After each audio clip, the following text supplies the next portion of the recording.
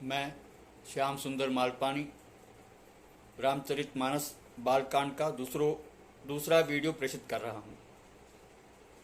सती को श्रीहरि से मिले वरदान स्वरूप उन्होंने पर्वतराज हिमवान के यहाँ पार्वती के नाम से जन्म लिया।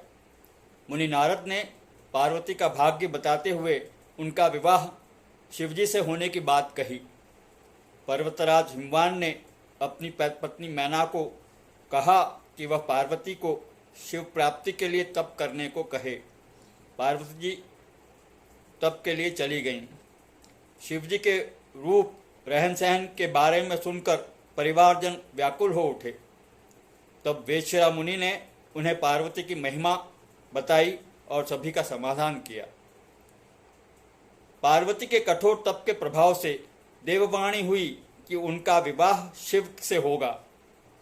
याज्ञवल्क्य जी ने भारद्वाज मुनि को पार्वती के सुंदर चरित्र सुनाने के बाद में शिवजी का चरित्र सुनाना शुरू किया।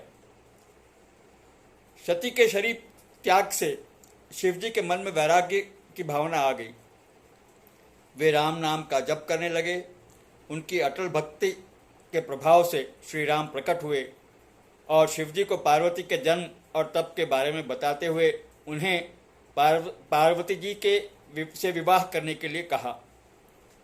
शिवजी द्वारा भेजे गए सप्तर्षियों ने पार्वती जी की परीक्षा ली और उन्हें शिव प्रेम में डूबा पाया। ऋषियों द्वारा यह बात मालूम होने पर शिवजी आनंदित हुए और रघुनाथ जी के ध्यान में डूब गए। उसी समय बलशाली तारकासुर दैत्य ने सब लोकों और लोकपालों को जीत लिया। हारे हुए देवता ब्रह्मा जी के पास गए।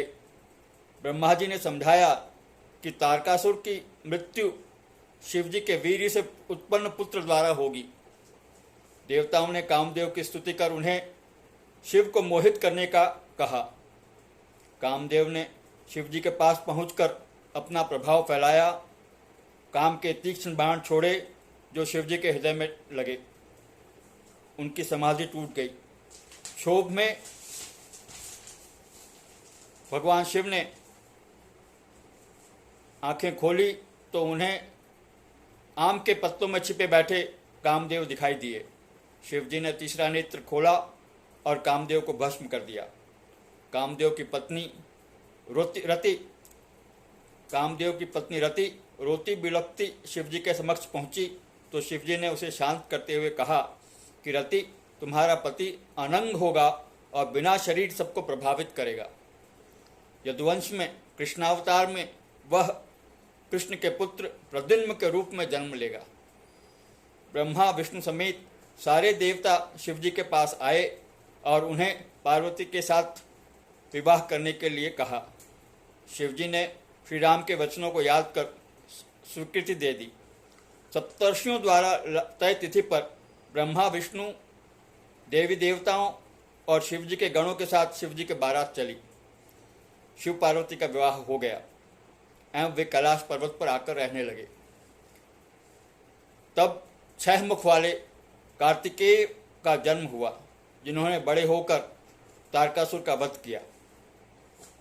ऋषि याज्ञवल्क्य ने भारद्वाज ऋषि को बताया कि पार्वती जी ने शिवजी से लोक कल्याणकारी कथा के बारे में पूछा और उनसे प्रार्थना की कि श्री रघुनाथ जी की कथा कहकर मेरा अज्ञान दूर कीजिए।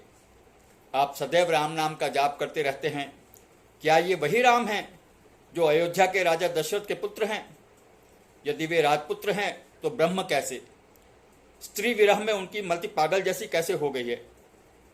शिवजी ने श्री राम का ध्यान किया और आनंद से रघुनाथ जी की कथा कहने लगे।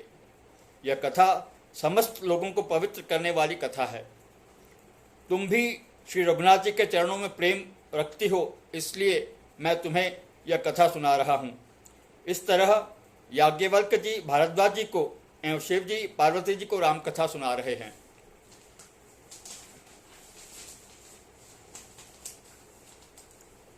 रावण के जन्म से संबंधित 3 कथाएं हैं, जिनमें से 2 अभी सुनाई जा रही हैं, एक कथा बाद में सुनाई जाएगी। जय विजय की कथा। जय विजय जी श्री विष्णु के द्वारपाल थे। एक बार संकादी ऋषि श्री विष्णु से मिलने आए तो इन द्वारपालों ने उनको द्वार पर ही रोक दिया और भीतर नहीं जाने दिया, जिसके फलस्वरूप वे क्रोधित हुए। उन्हें ऋषियों का श्राप मिला। श्राप के अनुसार इन्हें 3 जन्म असुर योनि में लेकर श्रीहरि से शत्रुता कर उनसे मुक्ति प्राप्त करनी थी। पहले जन्म में वे हिरण्यकश्यपु एवं हिरण्याक्ष बने। हिरण्यकश्यपु को नृसिंह अवतार लेकर वह हिरण्याक्ष को वाराह रूप में प्रभु ने मुक्ति दी थी।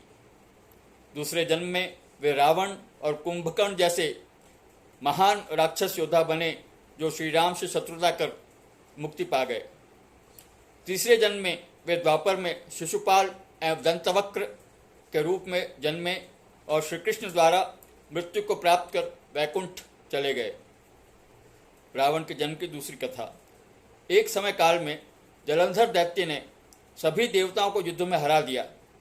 शिवजी भी जलंधर से युद्ध जीत नहीं सके। जलंधर की पत्नी वृद्धा परम पतिव्रता थी, इसलिए शिवजी भी जलंधर को नहीं मार सके। श्रीहरि ने छल से जलंधर का रूप लेकर वृंदा का पतिव्रत भंग कर दिया। शिवजी ने तब जलंधर का अंत कर दिया। जब वृंदा ने यह भेद जाना तो उन्होंने श्रीहरि को काला पत्थर, जो अब शालिग्राम के रूप में जानते हैं हम, बन जाने का एवं स्त्री विरह भोगने का श्राप दिया। यही जलंधर अगले जन्म में बलशाली रावण हुआ, जिसे श्री राम ने मारकर परम पद दिया। यह बालकांड की दूसरा वीडियो है जो मैं यहीं समाप्त कर रहा हूँ। ये वीडियो अच्छा लगे तो मेरे चैनल को कृपया सब्सक्राइब करें एवं बेल आइकन को दबावें। बालकांड के तीसरे वीडियो में राम जन्म की कथाएं कही जाएंगी। धन्यवाद।